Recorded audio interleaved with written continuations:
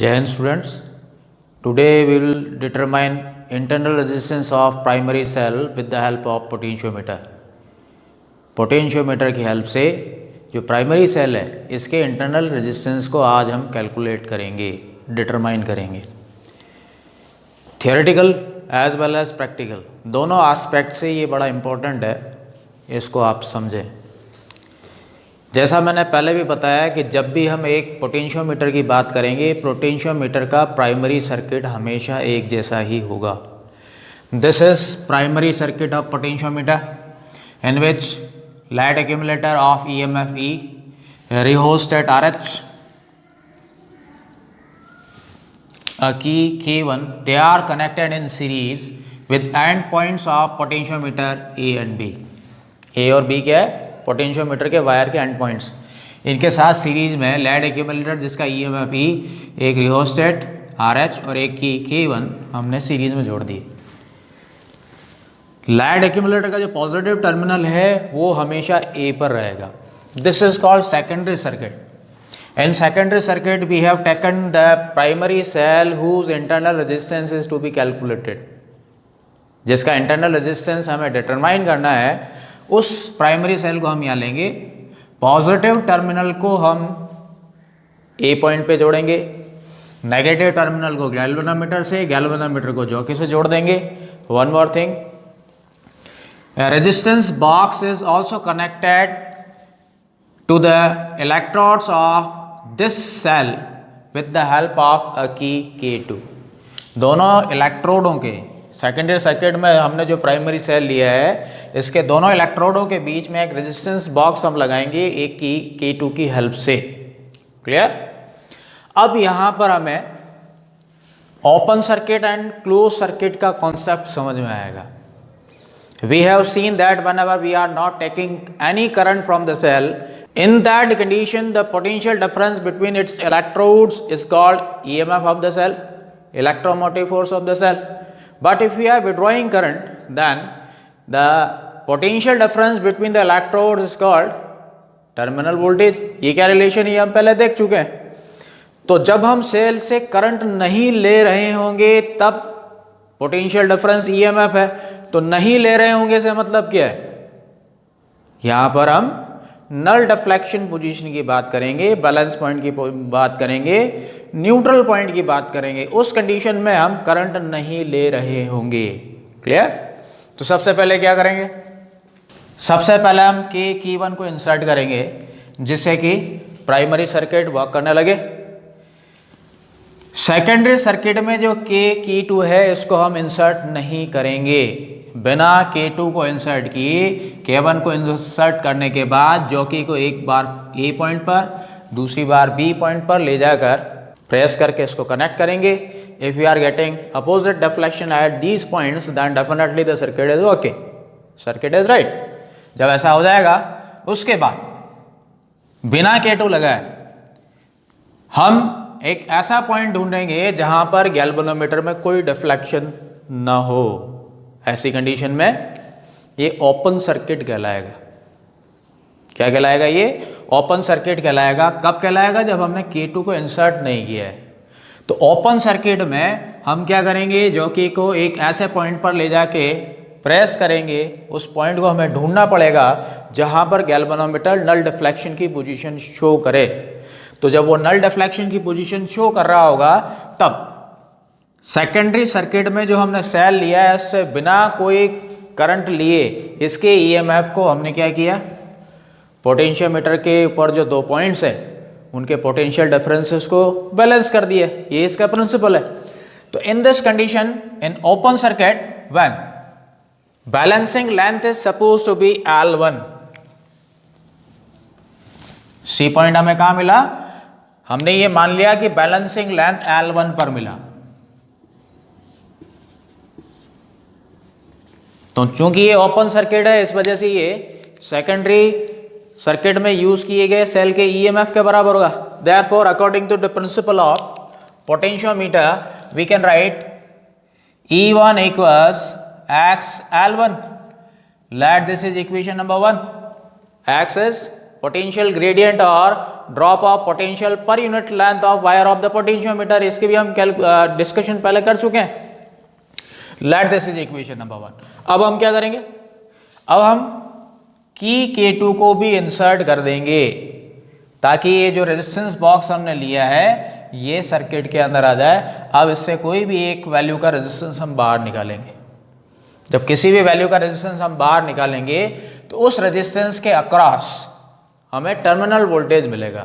फिर से प्रोसेस वही रिपीट करनी, प्रोसेस रिपीट करनी मीन्स जो कि को दाएं बाएं लेफ्ट राइट शिफ्ट करके न्यूट्रल पॉइंट हमें ढूंढना है। लेकिन इस कंडीशन में जो न्यूट्रल पॉइंट हमें मिलेगा, जो बैलेंसिंग लेंथ हमें मिलेगी, वो यहां से हम जो रेजिस्टेंस ले रहे हैं उसके एंड्स के ऊपर पोटेंशियल डिफरेंस के बराबर होगी।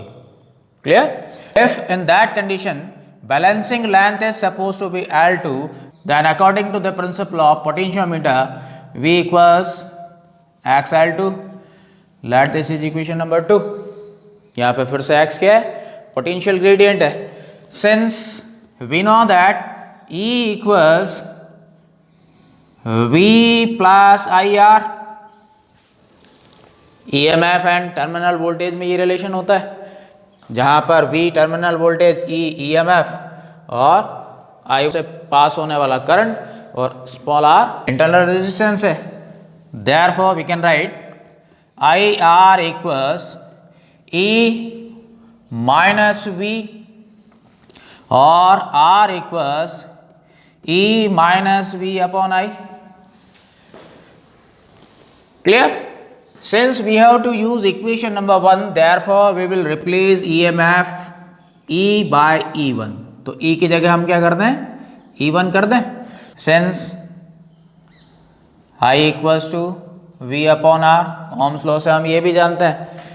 Therefore R equals E1 minus V upon V upon R।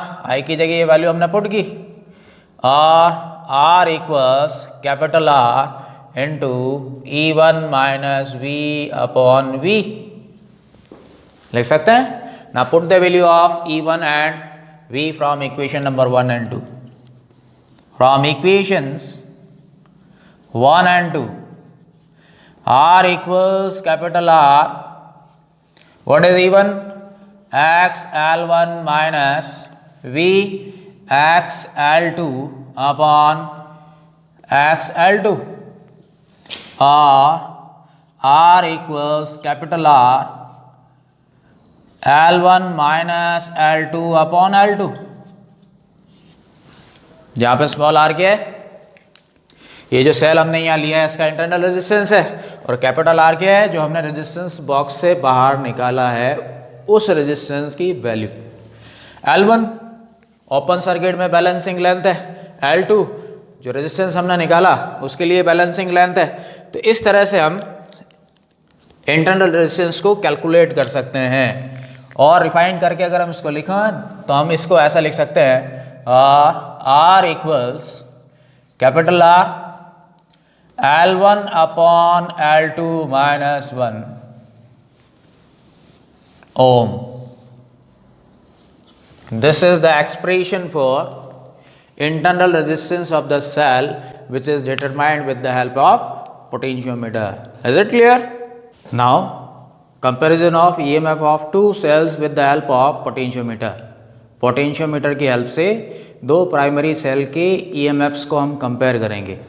जिस तरह से प्राइमरी सेल के इंटरनल रेजिस्टेंस को कैलकुलेट करने के लिए हम पोटेंशियोमीटर की हेल्प ले रहे हैं, तो ये दूसरा एप्लीकेशन है। यहाँ हम दो प्राइमरी सेल के EMFs को कंपेयर करेंगे। ये दोनों ही आपके लिए एग्जामिनेशन पॉइंट ऑफ व्यू, चाहे वो थियोरेटिकल हो चाहे प्रैक्टिकल हो, इंपॉर्टेंट है, आपको याद रखना है, समझना है इसको। Again the primary circuit is similar. AB is wire of a potentiometer. In primary circuit, lead accumulator of EMF E, rheostat RH and a key K1 are connected in series to points A and B.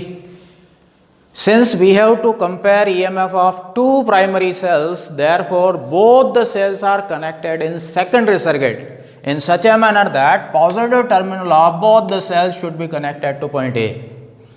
दोनों ही सेलों को जिनका हमें EMF compare करना है, उनको इस तरह से जोड़ेंगे कि दोनों के पॉजिटिव टर्मिनल ए से जुड़े रहे। नेगेटिव टर्मिनल का क्या, इनके नेगेटिव टर्मिनल्स को हम टू वे की से जोड़ेंगे। टू वे की में 3 टर्मिनल्स होते हैं। फर्स्ट टर्मिनल को फर्स्ट सेल के नेगेटिव टर्मिनल से, सेकंड टर्मिनल को गैल्वेनोमीटर से, गैल्वेनोमीटर को जॉकी से जोड़ देंगे, एंड जो थर्ड टर्मिनल है, टू वे की का थर्ड टर्मिनल है, उसको सेकंड प्राइमरी सेल के नेगेटिव टर्मिनल से जोड़ देंगे। क्लियर। सबसे पहले K1 लगाएंगे। K1 की को इंसर्ट करने के बाद जो की को शिफ्ट करते हुए A पॉइंट और B पॉइंट तक ले जाएंगे। दोनों जगह जॉकी को प्रेस करके देखेंगे। If we are getting opposite deflection, definitely the circuit is right. Then we will first insert a key between terminal 1 and 2. Secondary circuit में सबसे पहले क्या करेंगे, 1 और 2 के बीच में की लगाएंगे। तो ऐसी कंडीशन में जो फर्स्ट सेल है जिसका EMF E1 है, ये सर्किट में आ जाएगा। प्रोसेस को रिपीट करेंगे, लेफ्ट और राइट जॉकी को शिफ्ट करते हुए we will find the point where no deflection will be produced in the galvanometer. Means null deflection position हमें पता करनी है।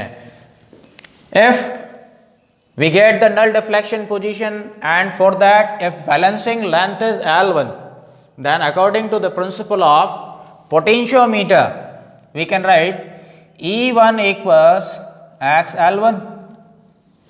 कहाँ की हमने लगाई थी, फर्स्ट एंड सेकंड टर्मिनल के बीच में। मीन्स ये जो सेल है जिसका EMF E1 है, ये सेकेंडरी सर्किट में काम आया। इसके लिए बैलेंसिंग लेंथ अगर L1 हो तो पोटेंशियोमीटर के प्रिंसिपल से इसका EMF E1 equals to XL1, यहाँ पर X पोटेंशियल ग्रेडियंट या drop of potential per unit length है। ये कई बार डिस्कशन कर चुके। Now removing the key from 1 and 2 and inserting it in between 2 and 3, 1 और 2 के बीच से की को रिमूव करके सेकंड और थर्ड के बीच में इंसर्ट करेंगे। ऐसा करने से क्या होगा, E1 EMF का सेल सर्किट से बाहर हो जाएगा, E2 EMF का सेल सर्किट के अंदर आ जाएगा, सेकेंडरी सर्किट के अंदर। प्रोसेस को रिपीट करेंगे, नल डिफ्लेक्शन पोजीशन लाएंगे, बैलेंसिंग लेंथ पता करेंगे। इन this condition if balancing length is L2, then by the principle of potentiometer we can write E2 equals XL2, where what is E2? It is the EMF of this secondary cell, secondary cell, dividing equation number 1 by equation number 2. E1 upon E2 equals XL1 upon XL2. X is cancelled out, or E1 upon E2 equals L1 upon L2। इस तरह से हम दिए गए दो primary cells के EMF को compare कर सकते हैं। We can compare EMF of given two primary cells with the help of a potentiometer in this manner. Suppose one of E1 और E2 is known to us and that is standard cell। जो दो cell हम यहाँ पर use कर रहे हैं उसमें से एक हमें पता है और वो स्टैंडर्ड सेल है, तो उसकी हेल्प से हम सेकंड सेल का EMF कैलकुलेट भी कर पाएंगे। कैसे? If E2 is known to us then we can write E1 equals E2 into L1 upon L2। कर सकते हैं ना, ये कोई सा भी हो। अगर E1 पता होता तो E2 पता कर सकते हैं, E2 पता है E1 पता कर सकते हैं। तो अगर हमें इसी मेथड को फॉलो करना है, इसमें एक अननोन EMF का सेल और दूसरा नॉन EMF का सेल भी हम लगा दें, तो कंपैरिजन के साथ साथ हम क्या कर सकते हैं, अननोन EMF की वैल्यू भी कैलकुलेट कर सकते हैं। Hope you are getting it.